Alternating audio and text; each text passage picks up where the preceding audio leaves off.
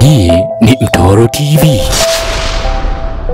Tukiwa mwishoni kabisa mwa mwezi mtukufu wa Ramadhan na kuelekea katika sikukuu ya Eid al-Fitri, kwanza niwapongeze Waislamu na Watanzania wote kwa Eid al-Fitri na niwaambie Eidkum Mubarak, lakini pia nitoe wasia kwa ndugu zangu Waislamu, tusikubali kuufumua upya ukili wetu baada ya kuufuma kwa muda wa mwezi mzima. Tusikubali kuharibu funga zetu na ibada zetu.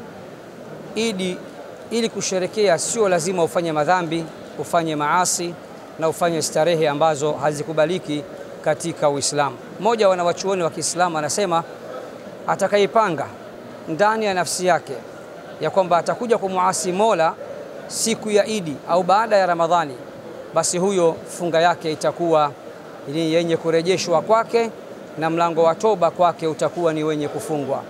Chonde chonde tusherekee kwa kuendeleza uchamungu na mema na mazuri mbalimbali ambayo tulikuwa tukiyafanya katika mwezi mtukufu wa Ramadhani, na mwenye kuendeleza mazuri na mema na uchamungu, hii pia ni miongoni mwa dalili zinazoonyesha kwamba ibada yetu ya Ramadhani imekubalika.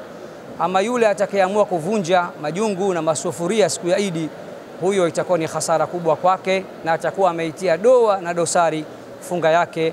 Na muomba Mwenyezi Mungu atulindie funga zetu na ibada zetu na tusherekee kwa amani na kwa utulivu. Wassalamu alaikum warahmatullahi wabarakatuh.